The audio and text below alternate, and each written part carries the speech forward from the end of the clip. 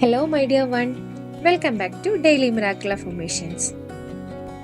ഒരു സമയത്ത് എനിക്ക് എല്ലാവരുടെയും ഇഷ്ടങ്ങൾ അറിയായിരുന്നു. എൻ്റെ സുഹൃത്തുക്കളുടെ, ഫാമിലി മെമ്പേഴ്സിനെ, അങ്ങനെ എല്ലാവരുടെയും. അവർക്ക് ഏത് ഭക്ഷണമാണ് ഇഷ്ടം, അവർക്ക് ഇഷ്ടപ്പെട്ട നിറം ഏതാണ്, അവർ വിഷമിച്ചിരിക്കുമ്പോൾ എന്ത് പറഞ്ഞാലാണ് നമുക്ക് അവരെ ആശ്വസിപ്പിക്കാൻ പറ്റുക, അവർക്ക് ഏത് പ്രോഗ്രാമാണ് കൂടുതൽ ഇഷ്ടം, അവർക്ക് എങ്ങോട്ട് യാത്ര പോകാനാണ് താല്പര്യം, അങ്ങനെയുള്ള കാര്യങ്ങളെല്ലാം എനിക്കറിയായിരുന്നു. പക്ഷേ ഒരാൾക്ക് എന്താണ് ഇഷ്ടമെന്ന് എനിക്ക് അറിയത്തില്ലായിരുന്നു. അൺഫോർച്ചുനേറ്റ്ലി അത് ഞാൻ തന്നെയായിരുന്നു. കാരണം ഞാൻ എപ്പോഴും മറ്റുള്ളവർക്ക് പ്രാധാന്യം കൊടുക്കുന്ന ഒരാളായിരുന്നു. അവരുടെ സന്തോഷമാണ് ഞാൻ എൻ്റെ സന്തോഷമാക്കി മാറ്റിയത്. എന്നെ പരിഗണിച്ചില്ലെങ്കിലും ഞാൻ അവരെ പരിഗണിക്കാൻ തുടങ്ങി.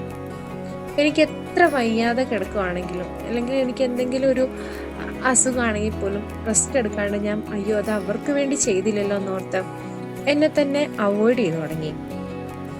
അത്രയേറെ ഞാൻ മറ്റുള്ളവരെ ശ്രദ്ധിച്ചപ്പോൾ എന്നെ ശ്രദ്ധിക്കാനേ മറന്നുപോയി. അങ്ങനെ ഇരിക്കെ ഒരു ദിവസം എൻ്റെ ബെസ്റ്റ് ഫ്രണ്ട് എന്നോടൊരു കാര്യം ചോദിച്ചു, നിനക്ക് ഏറ്റവും സന്തോഷം നൽകുന്നത് എന്താണ്? അതിനുത്തരമായും എനിക്ക് ഒട്ടും ആലോചിക്കാതെ ഞാൻ പറഞ്ഞത് എൻ്റെ മക്കളുടെ സന്തോഷമാണ് എൻ്റെ ഏറ്റവും വലിയ സന്തോഷം എന്നാണ്.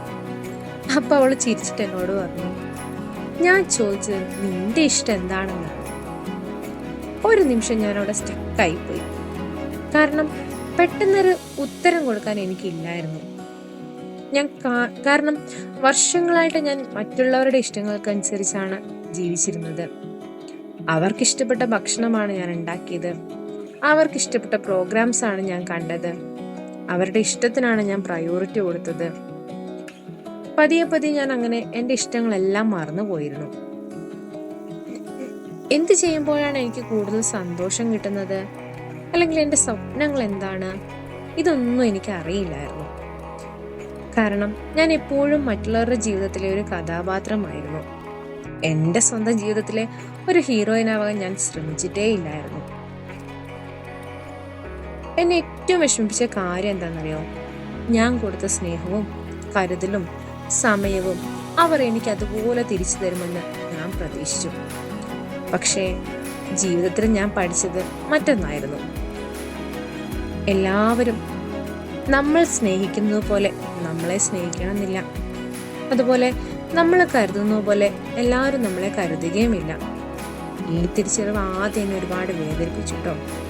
പക്ഷെ പിന്നീട് ഞാനൊരു കാര്യം മനസ്സിലാക്കി, തെറ്റ് അവരുടേത് മാത്രമല്ല, എൻ്റെ ഭാഗത്തുണ്ട്.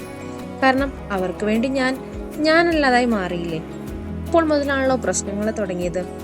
അവർക്ക് വേണ്ടി എൻ്റെ ഇഷ്ടങ്ങൾ ഞാൻ മാറ്റിവെച്ചപ്പോൾ എനിക്ക് തന്നെ ഒരിഷ്ടമില്ലാതായി മാറി. എനിക്ക് തന്നെ എന്നെ ശ്രദ്ധിക്കാൻ സമയമില്ലാതായി മാറി. പിന്നെ എങ്ങനെയാ മറ്റൊരാൾ എന്നെ ശ്രദ്ധിക്കുന്നത്? പിന്നെ എങ്ങനെയാ മറ്റൊരാൾ എനിക്ക് പരിഗണന തരുന്നത്?